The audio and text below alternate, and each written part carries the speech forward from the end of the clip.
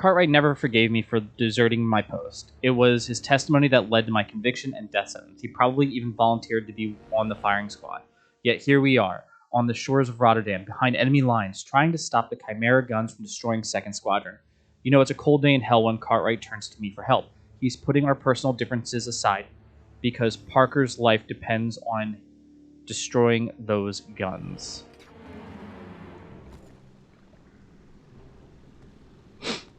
I'm going to throw this out there, guys. The commando look with just like a leather bomber jacket, some like decent or like cargos. It's fucking such a great look. You want to know why you know it's a great look? Because look at Leon Kennedy. You know, you go Resident Evil 4, it's just great. That's a load of guff, sir. Watch out for the bloody boilers. They get too close and their heads explode. Boilers? I don't follow. Never seen them, huh? They're Chimera, all right, but their plumbing's gone, like a menial, except under their knickers.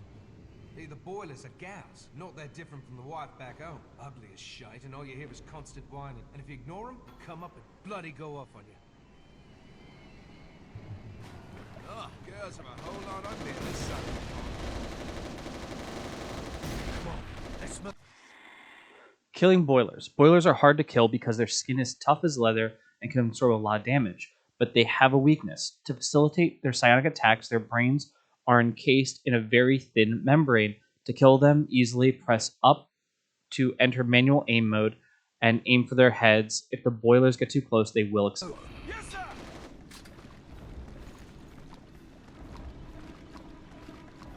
Boilers!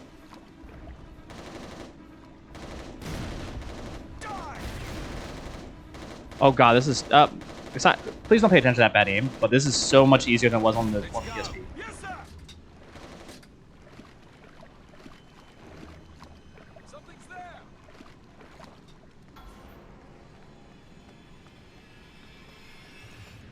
Heads up! Bloody hell!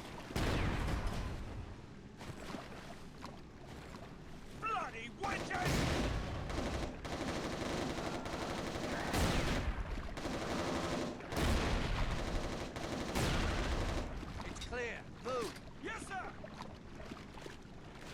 So I love the way the boilers are in this game. I like the repurposing of... I didn't mean to do that. Damn it. I love the repurposing of some enemies. Shite. Can't reach the exit.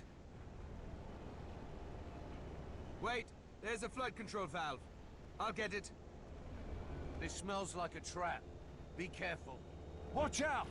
Leapers! Get away from there! Oh god, no! Ah, Grayson! Stop it! Ah! I love that he's like dead before I can even like get to it. It's so repurposing of enemies is something that's really good. We really didn't have a lot of enemies come back for the 2nd and 3rd game. They brought back some things, but like we haven't seen the grayscales, we haven't seen the Krayjacks, which are all of these like menial, imperfect forms of Chimera. So the reason I'm saying like imperfect, because like in the 2nd game, you know, we get the good Dr. Makarovs, they're going like, we want like the pure Chimera. But not even like talking pure as in, oh, they're just like pure blooded, they're extra strong. But these are ones that are created in a way that's just like, hey, these are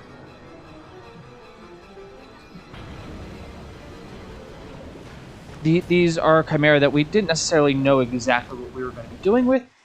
So what happened was, we know we're going to do these Chimera, so they became your like menial labor guys. They were just your grunts. They were your servitors. They were anything like that that would just like haul things around, and they would help process, which is what we saw in the beginning. However, they always look rather masculine, and at no point in the game it always looked like they separated men from women. So drawing a distinction for need of how they could be used, which I think is cool. They never really touch on it. This is the only game that really addresses what happens between men and women until we get to 2, where it's like, okay, they get injected by the spinners, which replace the crawlers, which once again, when we played the first game, I can go into that more. But they replace those crawlers, and then what ends up happening is we get to see this whole new evolution of like, okay, indiscriminately, everyone's turned into a Chimera, and it's just a matter of being useful, but then you also just see, no, we're just going to turn you into a chimera because you might kill yourself, you'll turn into a gray, and you'll like run at people and you'll be feral, but you'll be so weak that you'll even charge our troops, but we can wipe you out until it's nothing but the chimera we want left.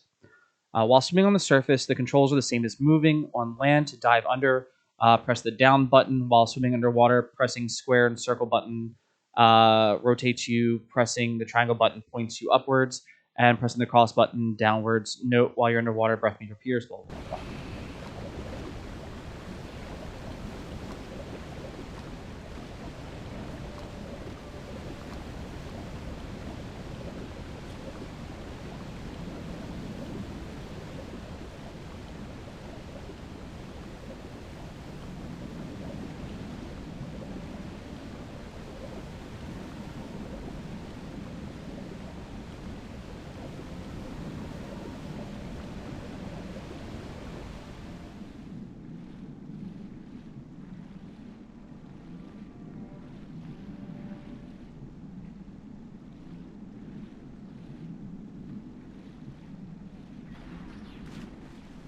Go up while I can. I'm a little bummed that I might have missed some intel in there, but that's okay. I'm gonna sit here and just rock with what I have for a moment. Anything else? Nope. Okay.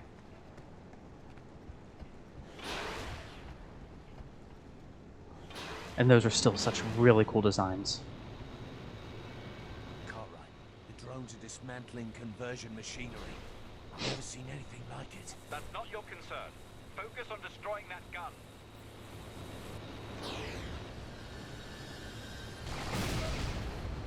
So it is crazy because I like that these drones, like these are the drones we would see from the original or from 2.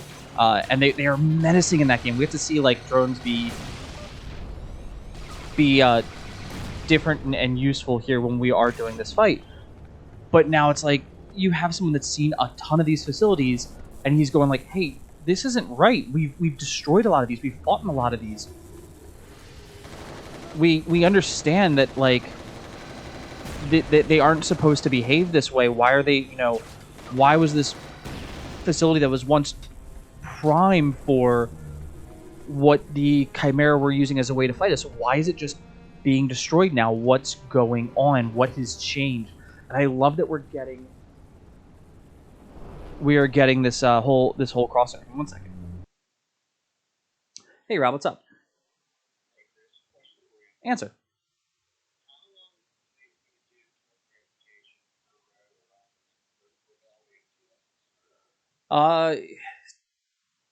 Typically, like probably like 6 to 8 hours, depending on like what's fully going on with it. Like it's typically one day for like one even, one odd. It takes a little bit of time.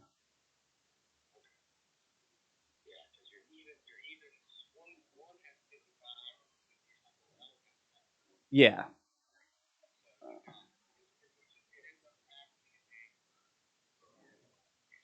Yeah, and I mean honestly, with the ones that are also like in the back because they're the way they're terminated, I know that they were having trouble getting the hex head in there, especially since we can't use the ball ones that are built for that.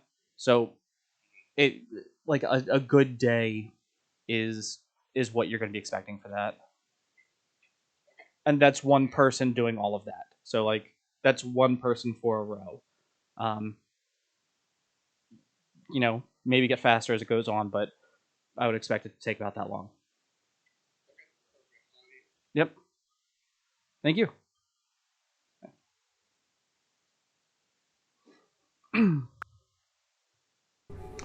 Sorry, work phone call. I like the fact that you can rewind it. Like just, oh, it's because, oh, this is the rewind feature. This is what's on. I can just rewind this, so if I die, that's pretty funny. That's pretty great. I'm just gonna pause this real quick. I love all the intel here. It's such a good, a really really cool feature that they give you so much of this. The knuckle duster. I really don't think we get to use it too much. It might be something I can use.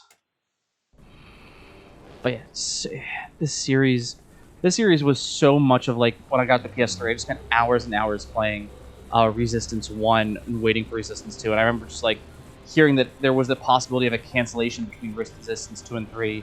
I got a PSP specifically for this, and then Killzone Liberation, which is also available on this platform.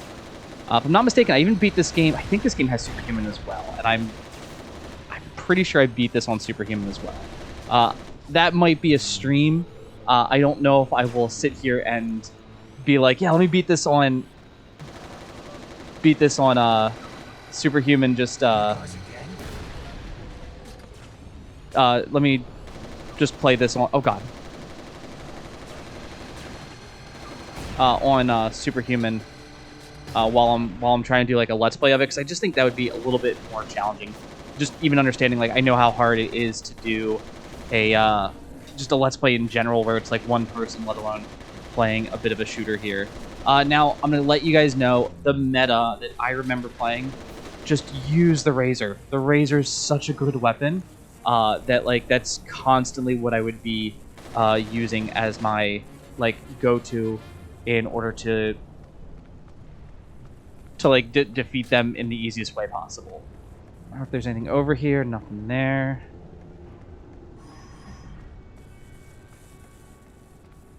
Because the Razor, once you charge it up, I think it's like it's like a third of each. I think it's like a third of each round, or of each magazine will get you the, will get you, like with a headshot or even a body shot will be like damn near an instant kill. All right, here we go. Let's go ahead and...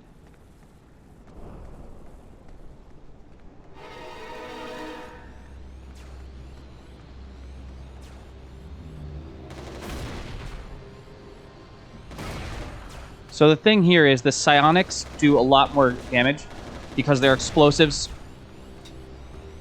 So typically you're not as worried about them as you... Like the drones are nowhere near the worry here that the boilers are. The boilers, when you get to them, you're like, okay, these guys are absolutely hogwash garbage you don't want to deal with. So I will probably always be the one for me prioritizing taking them out, just because I know exactly how that will end up going for me if I let them get closer. I just remember them being the bane of my existence on the PSP. I think the PS Vita this was even a fair amount easier for.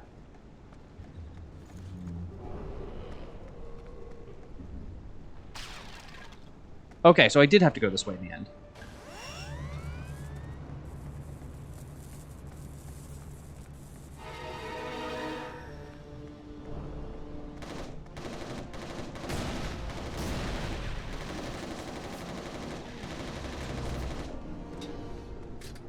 There we go. Oh, God.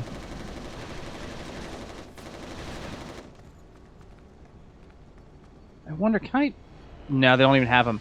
I really want to play one again just to, like, shoot off their little back things. It's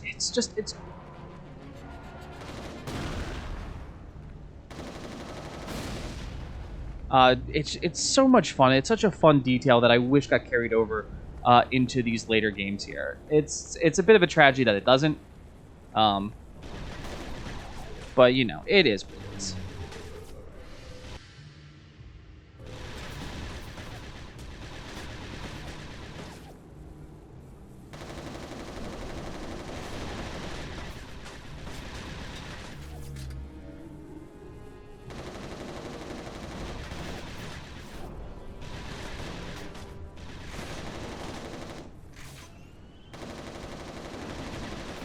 I wish there was a way to like peek over without it being as like commit to the shot as you do.